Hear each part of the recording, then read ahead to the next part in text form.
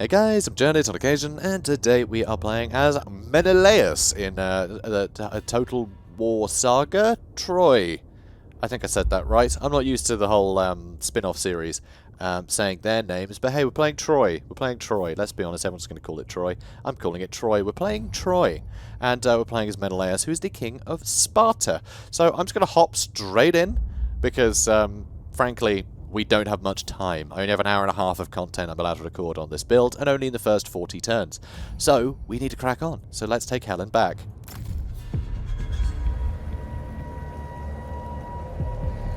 Are we mere playthings of the gods? Or do we plead divine influence to justify our foolish choices? He's taken her! He's taken my wife!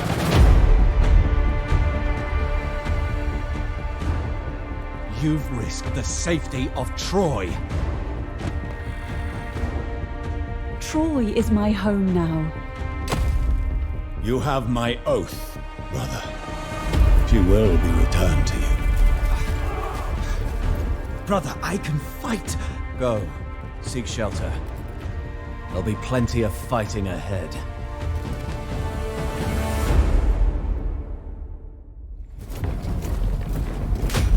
Helen's flight was a grave wound to Achaean pride. King Menelaus will have his revenge. And his brother will have his war with Troy, just as the gods intended. Hear me, spear-famed Menelaus. Brazen Prince Paris of Troy has dared to steal your wife. Paris of Troy must pay! Gold-rich Mycenae, ruled by your brother Agamemnon, will support your cause. Troy thinks to slight me, but they will pay the price. As well as exacting vengeance upon Troy, other matters demand your attention. Open rebellion has devastated the region of Eetis, where a pretender is trying to take power for himself. South of Eetis, mighty Tiryns holds Kythera Island, blocking your access to the treasures of Crete, which are beyond imagination. Consolidate your power at home. Urge Helen's suitors to honor the oath of Tyndareus in your defense, and wage war on the perfidious Trojan princeling.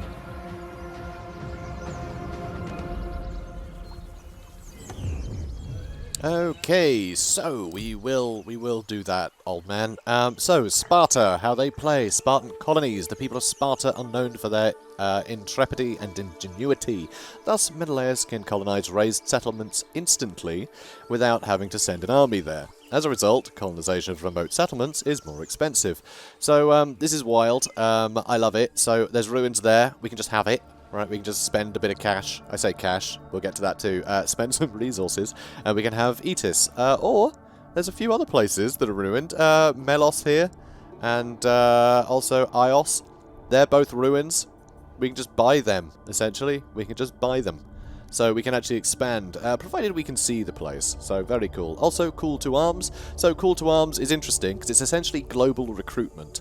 Global recruitment. Menelaus has that. Other factions don't. They can't recruit units from afar, which is quite interesting. But Menelaus can. And also, not only can he have sort of global recruitment in the normal sort of Total War sense, where you can have, you know, units that you can recruit, but not from the province that you're that you normally recruit them from. That sort of has enabled the recruitment of that thing. You can also recruit your allies' units, which is really cool. So I absolutely love that. So anyway. Defeat the enemy. The treacherous Spartan noble pretenders have advanced with their forces, which now threaten your lands and livelihood of your people. March out with your army and defeat them in battle. Yeah, I can do that. Here he is. There's Hypericos. Let's get him. So here's Menelaus. You can see he's got a little army right now. Little army, but we'll make good use of it. So one thing I want to point out is the background is simply gorgeous. I love it. I love the like Greek aesthetic with all of this. It is superb and rampant throughout the whole game. It is super beautiful. Whoever designed the UI and everything is just a genius. I love it. It is gorgeous. Also, the Fog of War looks so cool. There's this old parchment, and there is a cool effect with it as well that we'll see at some point. Also, I don't think I mentioned, Creative Assembly obviously gave me the key to this, so thank you, Creative Assembly. Also, we're on normal difficulty, because there's no other difficulty available in this current build, because I haven't balanced difficulties yet, so that's the only one we've got. So we're playing on normal for campaign difficulty and battle difficulty. And what was the final thing? Oh yes, we're playing with extreme unit sizes, because that has been added for Troy, despite the fact this is the Warhammer engine, which doesn't have extreme unit sizes. But they've added it, and we're playing with them, so let's do it. And the classic historical trope, the classic historical, you know, Total War thing of choosing your weather conditions, or at least trying to wait out for your favourite, you know, your favoured weather conditions. That exists in this game, which is nice, but dry is fine for us. Okay, so, yeah, so one thing I want to point out as well. I don't even know if my recording settings can do it justice, honestly, but this is probably the smoothest running Total War I've played since 3K came out, actually. It runs so smoothly. It runs smoother than 3K does, and I've got everything just way up. Everything is on, like, max settings. But there's a simplicity in this game. It's, you know, mostly just infantry, right? Which is kind of nice. There isn't a huge amount of magic effects and things, so it just keeps this beautifully smooth frame rate. And I haven't seen it sort of chug along at any point, which is awesome. So it really is wonderful. So we're going to start moving up our units. God, this is an awkward place to attack, isn't it? You know, I think we're going to have to sort of position ourselves a bit. So one thing I want to point out here as well, although you can't see it very well because of the loose formation, you can just about, maybe just about see that grass is reacting to people running through it. That will change depending on the density of the unit, and chariots will actually just flatten little gullies through this grass. And this grass in particular is new to Total War. This is long grass that you can hide in, which is really cool. This you can hide in too, but this offers a little bit more cover. These sort of areas are akin to forests, and these are just long grass. Either you can hide in, and it's really nice. I think it's really good. So these will offer a bit more protection from sort of ranged fire and things. Whereas, yeah, it's just nice to have more places to hide, and the map still looks really natural without having to obscure the whole map with trees. So I really hope long grass sort of makes it into more Total Wars, to be honest, because it is lovely. It is absolutely lovely. I think it's great. Also, it does the Warhammer thing of having, obviously, the big heroes that can do super mad damage and are really great fighters, and basically just a one-man army. So we're going to have him go for their lord straight away. So off you go. Menelaus, off you go. We're also going to get our other boys in. Our slingers are going to go for their skirmishers, I reckon. And these guys, the light spear runners, are absolutely superb. So there was, you might remember there was an embargo a while ago. There's some press footage of a couple of battles that people could play, and I actually had access to that. Didn't even cover it because I found the battles were just, I hated it, absolutely hated it, and for one main reason. You couldn't tell what the hell any unit was at all, because there's a big emphasis on the weight class of infantry, because infantry is pretty much the only sort of unit in Troy, because it's Troy, right? It's the Bronze Age. You don't have a big variety of units, and so they play very differently, each sort of unit type, and you couldn't tell what they were at all. They've since fixed that. Okay, so a circle, that's light infantry, and a square, or diamond I guess, sideways square, is medium infantry, and then there's like a hexagon or a pentagon or something, whatever. The more sides the icon has, the more armor it has, or the heavier it is. So that's a nice way just to see at a glance what a unit is. So it actually communicates that nicely. Also, there's a really cool thing with this game. You can swap attack mode. So right now, these light spear runners, they have shields and spears, but I can change it to spears double-handed. And you can always rewind to look at the stats, but it gave them a bunch of bonuses to their attack and lowered their defense. But they're really good flanking forces, so them running in like this, they're going to suddenly get a bunch of kills. And yeah, their kills are racking up very fast, because they are absolute killing machines. I love them. because that emphasis on different sort of weight classes, the lighter the unit, the better it is at flanking, generally. So you can actually have some fairly elite light units, like these light spear runners. You can see they do have ammunition, they do throw javelins as they're running in as well, which is awesome. Really cool to see. Really good armor piercing on those attacks too. Yeah, they'll get a bunch of work done, and they're really good at flanking. And it's not just because they're quick and can flank. No, they get bonuses to their attack when flanking. They are actually better at it. That's their job. That's why they are lighter, right? They serve a purpose. So every unit has its role and can do its role well. So here you can see things have got a little bit squiffy here. There's just one unit fighting one unit, and like these guys are swap plays completely. So one issue with the game currently is Collision Your warriors has are some losing heart. issues with it. Collision has some issues, I'm afraid to say. Collision is a bit weird. They sort of run through each other a lot. It's like they're in no-clip mode a lot of the time. So that's something to really watch out for, but it's being addressed. This game is still a month from being released. This is a young build. This is a young build. So, yeah, expect the odd bit of nonsense, but frankly, that's about it, really. It's just a bit of AI behavior. Clearly, you know, something has been just ramped up a bit too high, you know, and that's it, really. Everything else seems to run perfectly well. I mean, it's quite a biggie, units be able to run through each other, but it's going to get addressed, because it's quite a biggie. But I haven't had any crashes, like, no issues. No issues at all. I'm just not seeing any bugs, which is amazing. Absolutely amazing for a game this far from launch. So, a lot of confidence with this. A lot of confidence with this. Also, you notice the light spear runners, I'm basically using them like cavalry, just zipping from unit to unit, getting rear charges, because they are brilliant at it. I mean, 244 kills. They've wiped out all the back line, helped fight that, you know, unit of spearmen over here, and now it's just some light swordsmen left. Oh no, it's a spearman over here too. Alright, come here, you. And so here we'll see an absolutely beautiful charge. Morale shaking very, very quickly, and we're almost on 300 kills with the light spear runners. Light spear runners are my favourite unit. I love them. I want more. Oh, also, we do have the War God's Cool ability here for Menelaus, but that won't actually work on these guys. You can only use it on other units, and the range is a little low.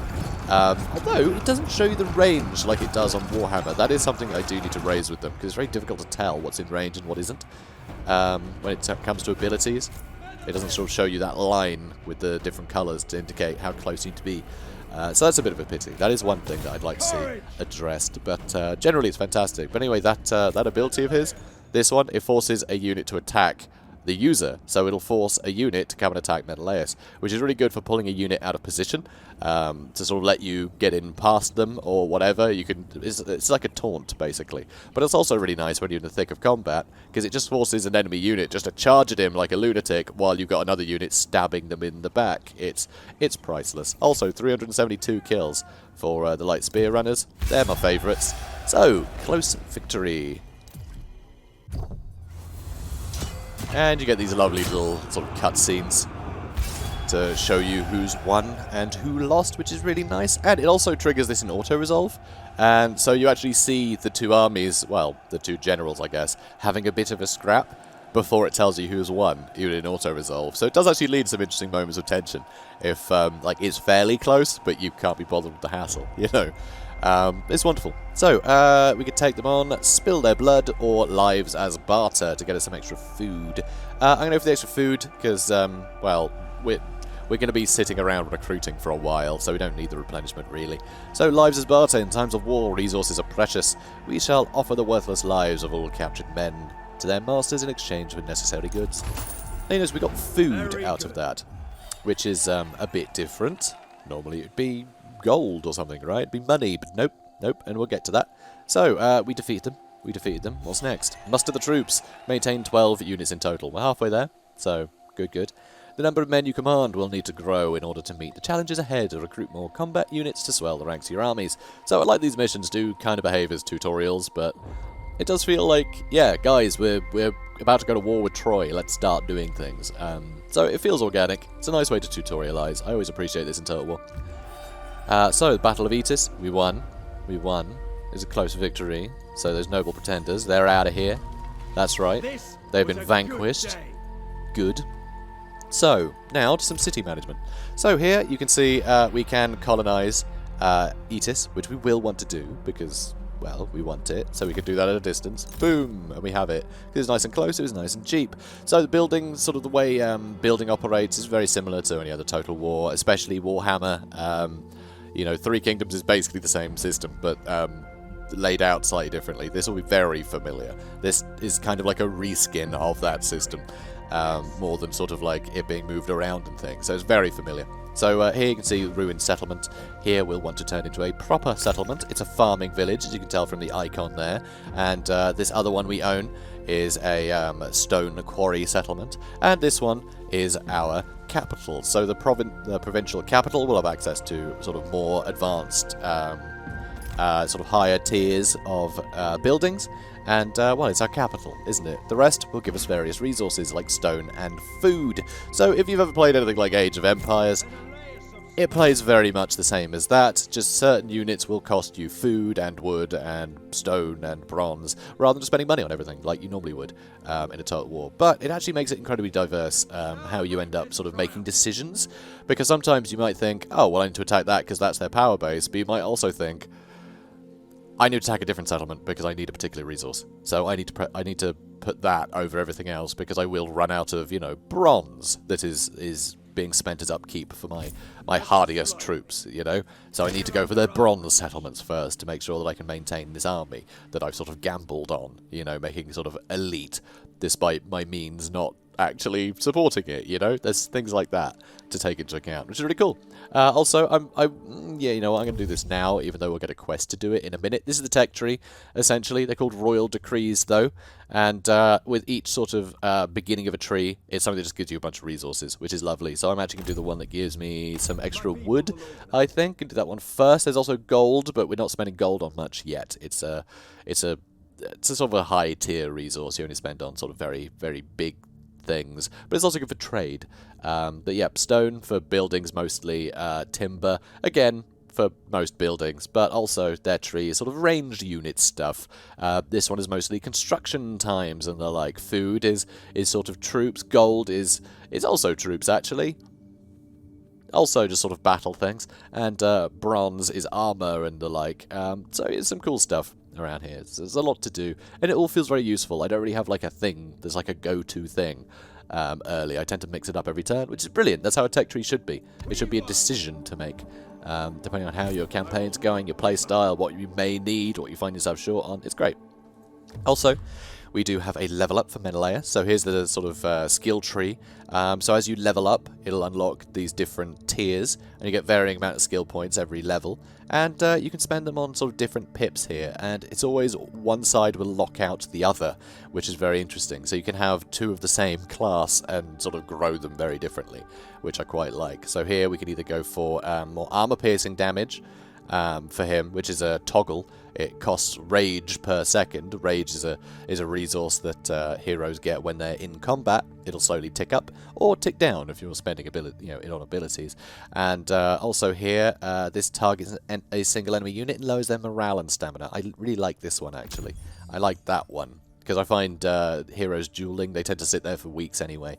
So I prefer to swing things for the rest of your troops. That seems more important because yeah, these guys are all but invincible. It's ridiculous. So anyway, let's oh no, he's moved as far as I can. So I'm not going to start recruiting just yet. I'm going to let my food reserves go up a little bit more first, so that way we can recruit a bunch at once because they do cost a fair bit. So I'm going to get some banked, and then we can recruit a whole bunch.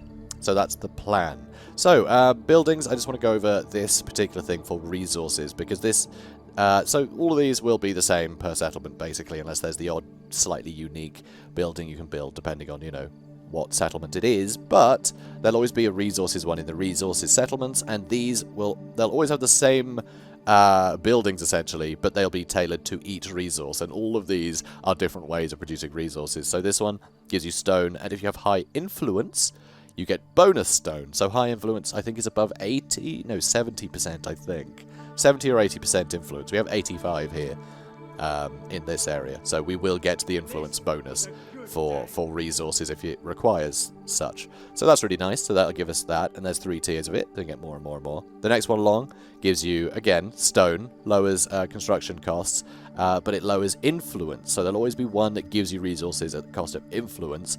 Next one along just gives bonuses to all resources at the cost of happiness.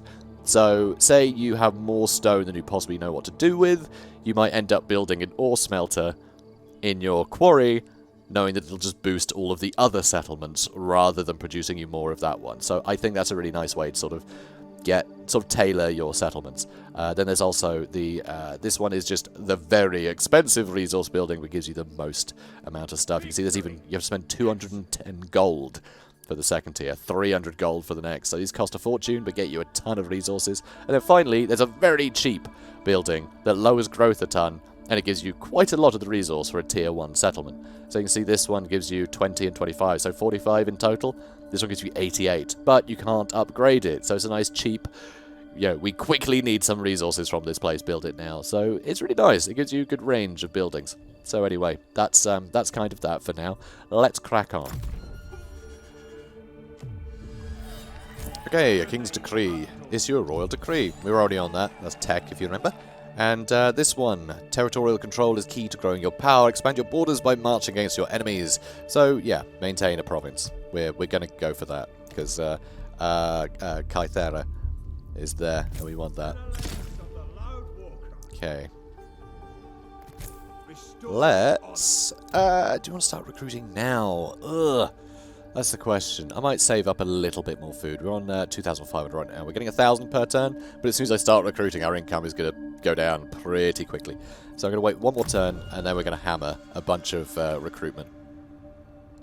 Because I want to make sure that we got, like, maybe 16 or 18 troops before we attack this place, because it will actually be a bit of a pain to attack if the guy's just going to sit there. There will probably be a hero just sat in the settlement, so I have to deal with him and the garrison. It's kind of annoying. I'm not a fan of that. Also, what was that again? A thriving settlement. Upgrade any settlement building. We can do that. Developing a settlement increases the number of buildings that may be constructed within it. Expanding your facilities in this way will greatly improve your ability to defend your borders at home. Lovely. Also, laying the foundations. Construct any building. Easy. Easy. We can do that. So, Etis, we want food. So let's immediately upgrade this farming town. We definitely need some wood, though, which means we definitely need to take Kythera in a hurry. So, let's start getting some of them. And yeah, that'll do for now, I think. We will want some slingers, actually. And then we'll get probably more of these. I'll just wait. Actually, some axemen would be good. Axemen have much better attack stats than spearmen. Spearmen are much more defensive. So, you know, kind of typical. Pretty typical, honestly, of a Total War game for it to be like that. Oh, also, I'll leave this bit in. Turn times are real quick. See? They just fly by. They just fly by. I usually edit out turn times, but I'll try and leave that one in. If I remember. So, right, let's see. So Sparta, we've got plenty of buildings here. These are a biggie. These are basically the altars for the various gods, and that is a thing. So, Divine Will, you can see there's various favor levels for each of these. So we can level these up, and it'll give us faction-wide bonuses. But the favor will decay by 10 every turn, so we need to keep them happy. So if you build a, any building, that'll go up nice and quickly, but that will still decay, even if you spent a building on it. But the buildings will give you various bonuses anyway for your territory, so it still has a bonus. But what you can do is a hecatomb, which is some kind of ritual. So it'll spend some food, but it'll put up the favor of that place. So it'll go from 0 to 70 here, so we'll suddenly get respected there, which is nice. But I'm not going to do it just yet, because, well, we did spend our food on stuff, so, it's all good. Okay, so we're getting there. Our food is going down pretty quickly, but it's fine. We just need to keep building. Just keep building. So 60 and 80 food, sounds good to me. And we do also need to upgrade the boat stands. So what I do like is you do start with quite a few harbours in both this campaign and Paris's campaign that I'll be showing you in a few days' time. In 3 days from now, in fact. So it's really nice that you start with a bunch of these, because they give you a bunch of extra food, which is really good early on. Food is probably the most crucial resource in the early game, just because all of your cheap units just require food for upkeep. So it's very handy. So let's move on. Okay, muster the troops. Maintain 12 units in total. We did that, so we got some bonus food. Lovely. Laying the foundations, we constructed a building. We also upgraded a building. Okay, good. We're just going to wait again, because I just need to keep this ball rolling, because we only have an hour and a half, and I want to get to chariots. That's my goal, guys. I want to make sure that the campaign, we have a battle with chariots at the end of it. Okay, that is my one purpose, and I will make it happen, maybe. So you know what? Oh, I'm going to get 2. 2 axemen's fine. We'll have 3 in total. That'll do. Okay, and then next turn we can go and attack. The value of family can be trusted. Okay, diplomacy's a thing, as you can see, so that's nice. They tend to be really cheap at the moment. I think that's being tweaked, but generally they will offer nothing for anything. Everyone's really greedy, and they won't be swayed much. So I think that's being balanced still, but generally, yeah, the AI seems to think that you have no idea the value of your own goods. I hope your focus on battle does not blind you to other concerns. Okay, go away, Ajax. No. I'm not going to give you stuff. See, they do that a lot too. I think that's being rebalanced, but we'll see. Like I said, it's like a month to release, so... Anyway, start a turn with 20 units in a single army. Get a bunch of stuff. That's nice.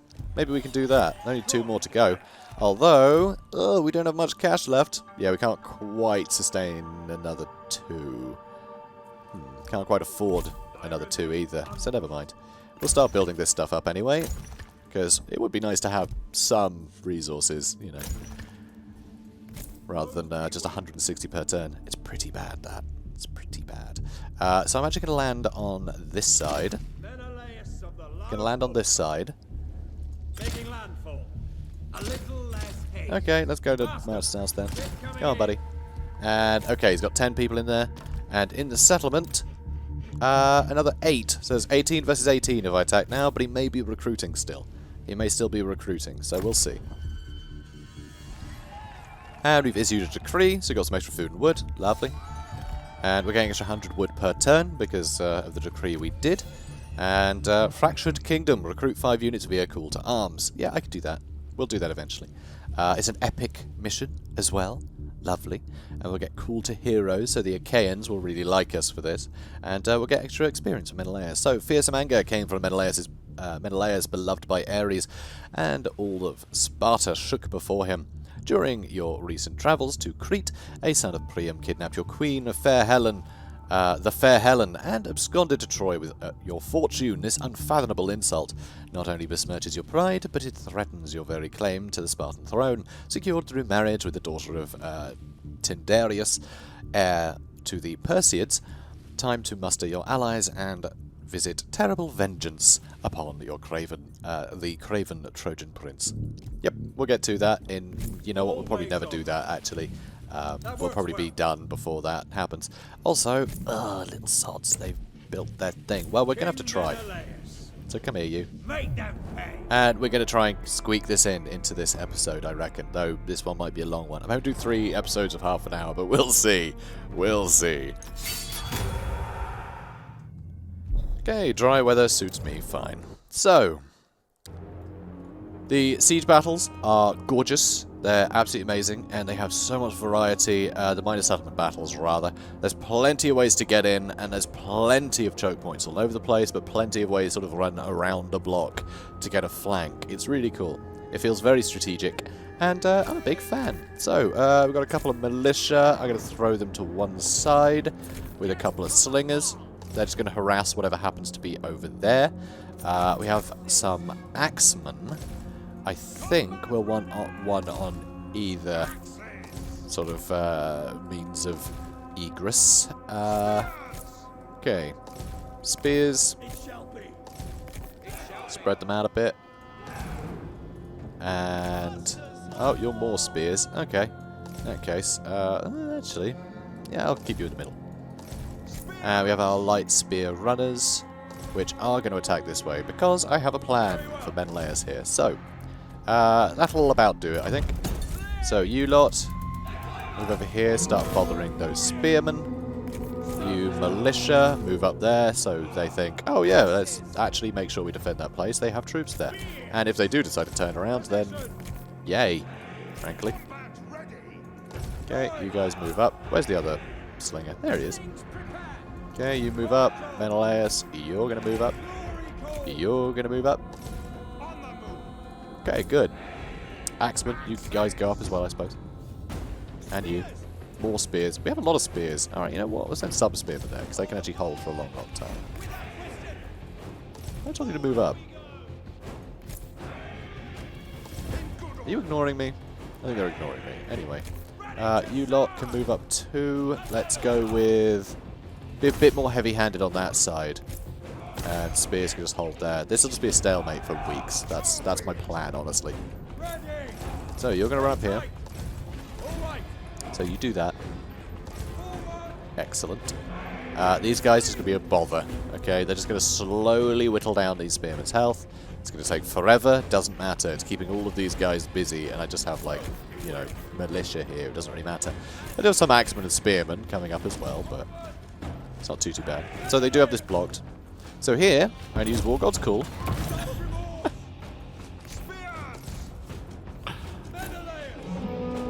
Are you confused?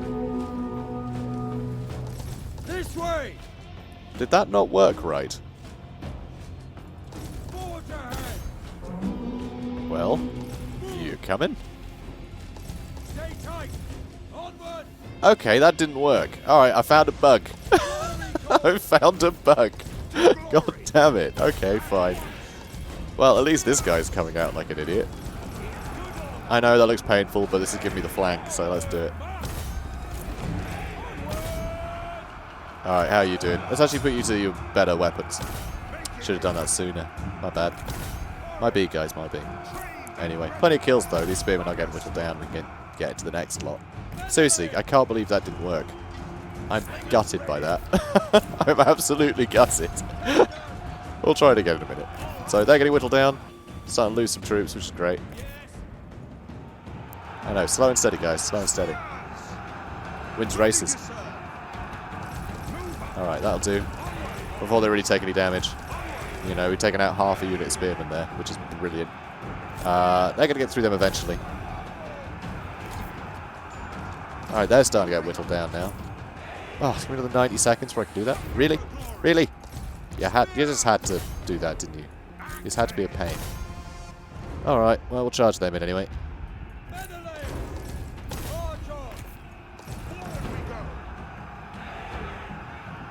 Okay, more are coming. Tell you what, let's move over here. And let's actually start getting these militia, because they're they can be a bit more offensive than these guys. And these spearmen. Your hero is under attack. Another little charge. Yeah, a hero. Managed to get right back here somehow. A bit confused by that, but okay. Sure. Those spearmen will hold there for a while. Alright, maybe you should head there. Still whittling them down, which is good. Right, spear runners will pull back. We're almost on 100 kills, which is hilarious. And we do have a way in here, actually. So maybe I should just sneak through this way. These guys will break soon. So if we can sort of, you know, bother these skirmishers, get to the back here, we'll have another 2 units we can push in. This seems like the side that we want to start pushing into, I think. Okay, now let's get you up here. And now that you're in here. Oh, good, they're broken. Okay, they're being a bit of a pain. Let's double back, go for them. Come on. Come on, guys. Let's actually get that charge going, yeah? Oh, they're scared. They're running scared. Alright, I'll just block that for now. Oh, good. Good. We got a spearman through. Excellent. Good job. Good job, spear runners. I'm going to pull you back out. We're going to try and create a gap over here. So, let's force these spearmen to attack.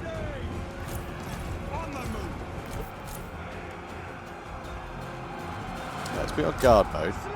So attack those young spears. So did you do the thing? Yeah, War God's cool. They're out of control. Not working. That's super weird. I don't know what is up with that. Okay, you're going over there here now. Okay, we're going to try and get rid of these spearmen. So I can push out this way and the other way. Those spearmen are all nearly dead, which is hilarious. You guys doing a great job. So much ammo still. I love it. Wow. Good job, guys. Good job. Alright, so they're getting some slinger fire up into here, which is good. And now, I am actually, for the sake of expediency, going to exploit the collision for these guys. So if you drag out, it tends to be the most, they tend to listen the best. So now, we are behind the enemy. Oh god, what are you doing? Okay, now behind the spearman, let's charge. Yeah, the collision thing is getting sorted out. Like I said, for the sake of expediency, let's get the ball moving, you know. So good.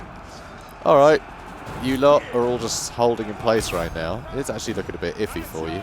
Almost through these spearmen, though, so that's something. But yeah, that seemed to go quite well. They're nearly dealt with. Okay, 200 kills. Pretty good. Alright, you go that way. And now, let's pull these guys back again. These guys nearly dealt with. Oh, 40 kills for him. It's alright. So those young spears. And, okay, looks like they're going to try and get a flank, which is perfect. So let's go for those spearmen now. Because we'll be able to flank them now. And these guys kill a lot quicker than those spearmen do. And, oh, they're broken. Perfect. Alright, Menelaus, you go get into here, because this is looking a bit iffy. Oh yeah, awful lot of kills there. Lovely. And over here, they're nearly all dead. They're nearly all dead. I think we can afford to start charging in. Yep, there they go. Okay, let's get you guys lined up, if I can. Damn you extreme unit sizes. Don't mention on extreme unit sizes. What extreme unit sizes? How great is that? Your warriors are losing heart. Yeah, these guys are struggling. That's a pity that we're losing in there. But doing well over here. Alright, doing well over here. 300 kills for you. Lovely. Okay, let's actually pull them back. Yes. Spears are going to start pushing in instead.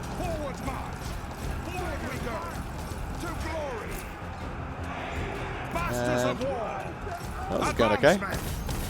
Let's double back in. I love spear runners, they're so good. So you guys are starting to push in, which is great. You can get a nice flank there, which is hilarious. You go for them first. You two shoot into the back of them. Perfect. You head for the center. 320 kills for the runners. That's pretty good. It's pretty good. Alright, go for those young spears now. Oh, or maybe we should go for those spearmen, because they're chasing our boys away. Almost through those spearmen now, but it's taking some time. Menelaus having a wonderful time. I haven't been using my abilities much. I need to. So yeah, getting some good damage to those young spears now, thanks to the slings in the back. And once these Achaean slingers are gone, we'll be able to flank these spearmen, and that'll be another 3 units we'll have freed up to deal with these guys, which is excellent. Oh, you guys are throwing javelins. Good for you. Good for you. Love that. Big fan. Let's try and get a rear charge. I know, we're going to run straight through them because, you know, why the heck not, right? They're going to give us these tools. Let's use them. Oh, I love it. So yeah, this is insane, but Menelaus is still going, just about, so it's all good. Okay, and oh no, the javelins, that's going to hurt actually. Those skirmishers. Okay, charge into them now. They're still doing great. Ah, here we go. Got some good flanking going on. Lovely. And okay, they're shattered. Okay. I think we need to relieve this lot, because things are getting a bit hairy here. By Ares, Let's force your them warriors not are to rallying. react to the units charging in. Oh, that's the light spears. Good. Excellent. That should certainly help. And you know what? Let's go for those militia, because they're pretty weak. Our Lanconian axemen there, having a terrible time. Sorry, Laconian, not Lanconian. But so are those spears. Your Those spears warriors came are whittled losing down heart. in a big way, which is lovely. I'm amazed those spearmen are still going. But, you know, that's how it goes. So they're getting whittled down nice and quickly. Only 200 men left. Sorry, 200 health left. They're still fighting. And what? They beat that? Oh no, we won. We won over that side. Good. They're just trying to move around. That's okay. Okay, keep going. This is Your now warriors collapsing, are losing heart. which is excellent. So let's get rid of these young spears too. Oh my god, light spear runners, 490 kills. They really are the best. I love them. They're so good. Where did you come from, spearman? What are you doing over there? Oh, they were the ones that broke there? No, that was axemen. Okay, no idea what happened to them. I don't know where they came from. Very novel. Alright, you know what? You keep moving. You keep moving. We'll leave these spearmen here, but the light runners we're going to keep running. Okay, we're going to keep One them of your running. units has no more ammunition. Excellent. Ooh, pretty healthy unit skirmishers coming in there. Not a fan of that. That's alright. We'll have them. Get them surrounded. These guys are all running. Of course they are. Those are the spears that were here. Excellent. Ah, this is going beautifully. This is going beautifully, guys. It's going beautifully. Okay. Go for those spearmen. May as well keep chasing them down. You haven't quite killed them all yet. Only on 550 kills. Oh, no. Rubbish. Alright, how are you doing, Menelaus? See, look what I mean. Like, these heroes, they fight forever. It's ridiculous. And so we just hit them with the debuff, so we've lowered their morale. So that is enough to break them. And suddenly, it means we've got a bunch more people that can charge into these light spears, so I don't like their chances. And, oh. Alright, you light runners need to get in there, because things are looking a bit dire. Oh, and you guys run into. One of your units has no more Slingers ammunition. around out of ammo. It's okay, I think we've won, though. It really just one more charge into these arcane slingers, and I reckon everything's going to break. Their leadership's not looking too hot. I mean, he's looking pretty good. Old Menelaus there. Oh well. So I think that's a win. One of your units has no more ammunition. I think that's a win. And can I just say how great it is that this is the second battle of the campaign. And it's been pretty epic. Ares, It's your required warriors are tactics rallying. and thinking. Some exploiting the collision. Lol. But like, yeah, it's diverse. You know, the gameplay is diverse, even if the roster doesn't feel that diverse, with the big emphasis on infantry. Victory But is close enough you know, to it's taste. tactically diverse just because the way everything's laid out. They've added sort of terrain elements and map elements that force you to think tactically rather than just thinking about what is the best rock, paper, scissors. And in a way, I kind of prefer that. In a way, I prefer that, you know? It forces you to think a slightly different way. It makes the game feel a bit different to other Total Wars. And that I really appreciate. So, let's end the battle. Cadmean victory. Also, they swapped out Pyrrhic for Cadmean. Because, I guess, was it Pyrrhus? He wasn't born yet. So, yeah, fun. So, let's end the battle. And here's our fun little cutscene.